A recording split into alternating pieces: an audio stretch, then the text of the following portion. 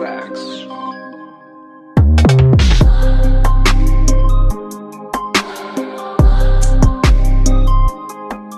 Hi guys, this is Aditya from Steel Stallions and welcome to our third episode.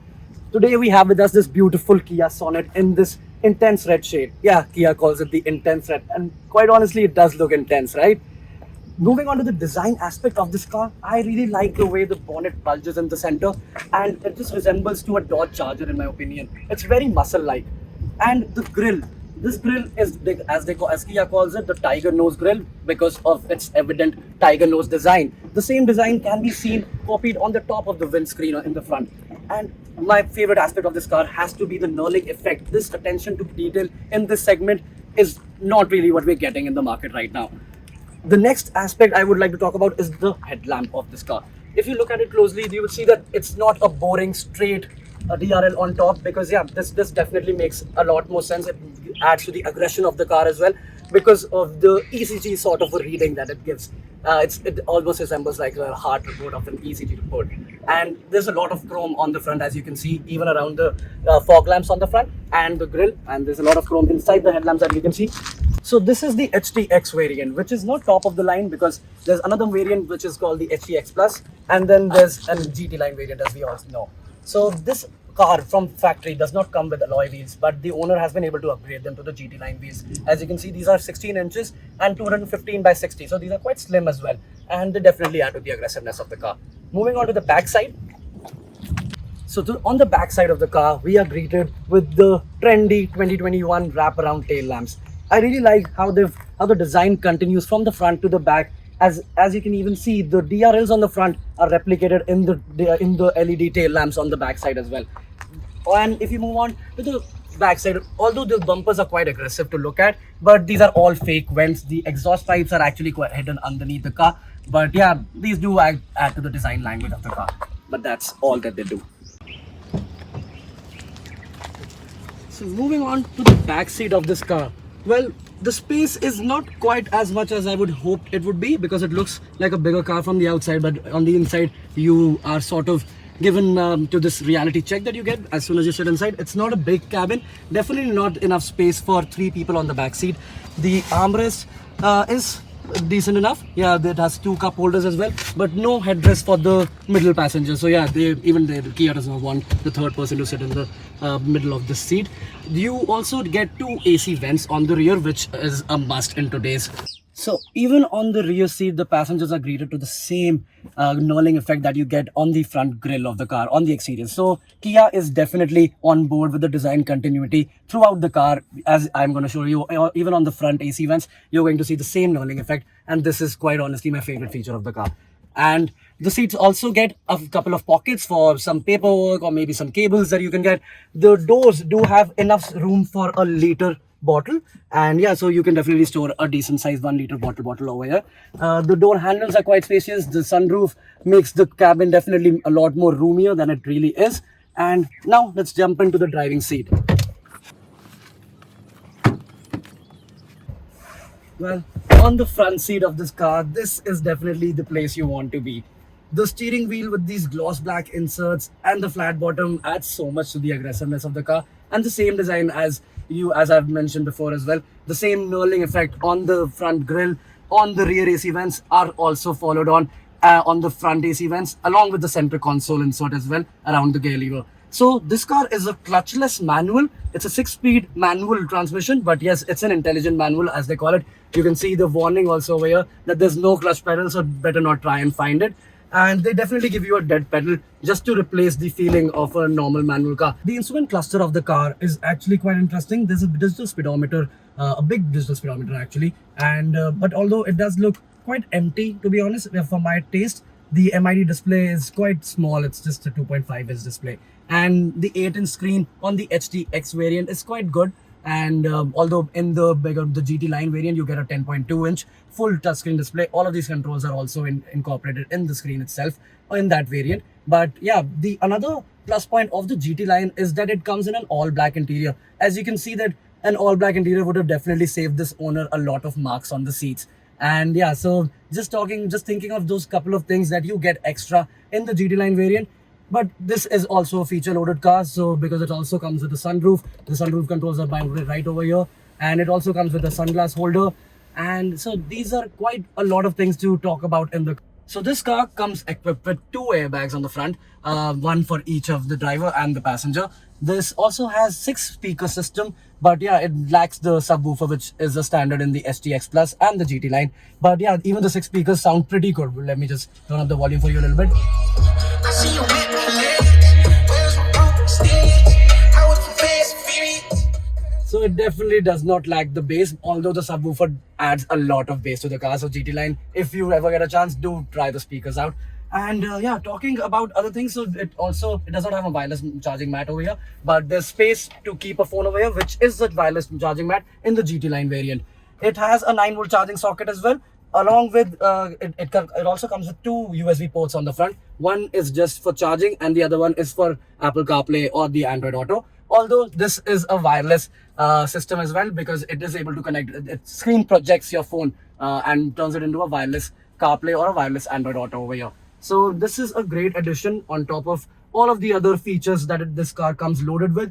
And yeah, the biggest talking point of this car, the intelligent manual transmission, I think is going to be the biggest talking point. So let's get on with it, get on with the drive, and take you through the experience of driving a clutchless manual.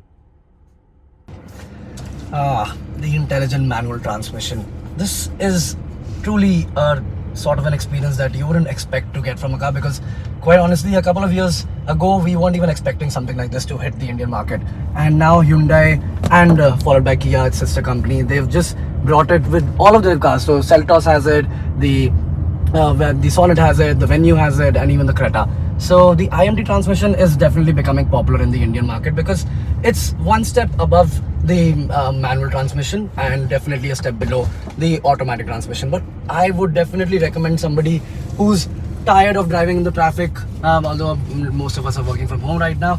But yeah, definitely if you are somebody who does not like to keep pressing the clutch in traffic times, this is the car for you, because quite honestly, using both of your hands is not big of a deal as it is to use both of your feet at the same time. So talking about the intelligent manual transmission, this is truly an experience that one can only know how it feels after they've actually driven a car like this, because this is something very new to me as well. This is the first time that I'm driving it, so although it does not take time to get used to it, it's just that it does not have a clutch, so it's more or less like an automatic, although you have to use your left gear to change the gears.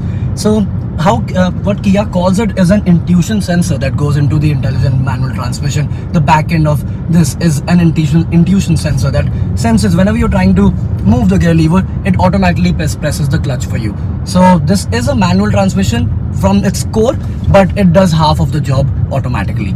Yeah, so it's definitely a step above the manual transmission, but definitely a step below the fully automatic AMT. And one other point that is to note is that it just shows that how the automatic transmission car of the same automatic transmission in the same car is almost 1.5 seconds quicker from 0 to 100 time, because it's just that humans take a lot more time, and this gear shifting, just by shifting it from your left hand, it takes a little bit more time for the gear shifts to come into action, and an AMT transmission does it in a lot quicker manner. So that the AMT actually takes about 11 seconds from 0 to 100, and this one takes about 13.4. So although 13.4 is a respectable time, but yes, 11 is definitely better, right? But lots of torque, 172 Newton meters of it, and yeah, reduced speed. This is a basic warning that almost all cars give at an 80 kmph range right now. But yeah, this is quite fast, and it would definitely help you in the traffic times and just cutting through traffic and just getting to your point B in a much quicker manner. So let's take this out on the road and test the numbers claimed by the company and see how quick this car really is. The numbers do speak a lot for themselves, but let's see how it feels.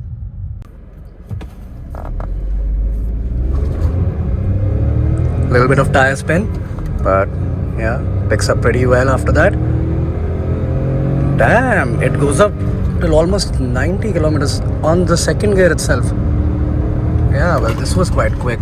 So that was a quick 0 to 100, 13.4 seconds, although I'm sure that I did it in probably 14 seconds. But yeah, this is quite quick for a car of this size, and the torque definitely delivers the numbers do speak for themselves. And another thing that I would like to talk about is the range of the gears over here. So what I mean by that is that in the second gear, as we could see, that second gear comes on very quickly at about 30-35 kmph, and then it goes up till about 85 and 90 without cribbing, without maxing out on the RPM, which is about 6500 RPM. So the torque delivery of this car also comes very low on the RPM number, which is 1500, and goes on till 4000 RPM. It delivers a peak torque during those RPM levels. And yeah, so this car, and on the third gear itself, you can get on the third gear at a low speed of about 35 as well, and it goes up till 145 on the third gear itself. So this is ideally, you won't have to shift a lot of gears even in traffic cars, because second and third is something that you would be relying throughout the time, because the range of the gears is actually quite a bit over here. Well, this is a pretty dirty motor. I wasn't expecting that, but still, this is a great engine like we've just experienced. The 13.4 seconds does feel a lot quicker than 13.4 seconds. And yeah, the motor definitely, the numbers do deliver for themselves on the road as well. So moving on to the backside, and let's take you through the boot space of this car.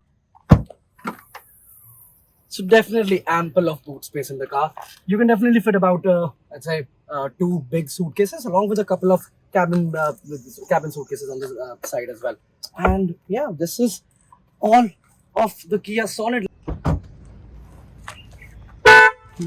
That's a nice horn, right? So overall, this car impresses me quite a bit. The color, the design continuation, how everything is just very well thought out, and Kia has definitely, it just shows that Kia has put a lot of time into the design aspect of the car. And the IMT transmission is a great added bonus. It definitely takes away a lot of stress that an Indian driver faces on a daily basis.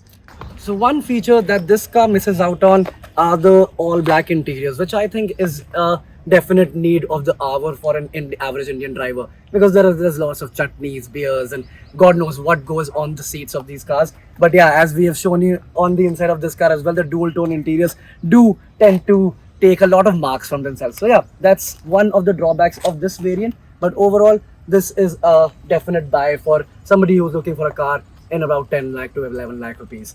So yeah, this is me, Aditya, signing off for Steel Stallions. And please like, subscribe, and share our videos, and we'll catch you in our next one. Cheers.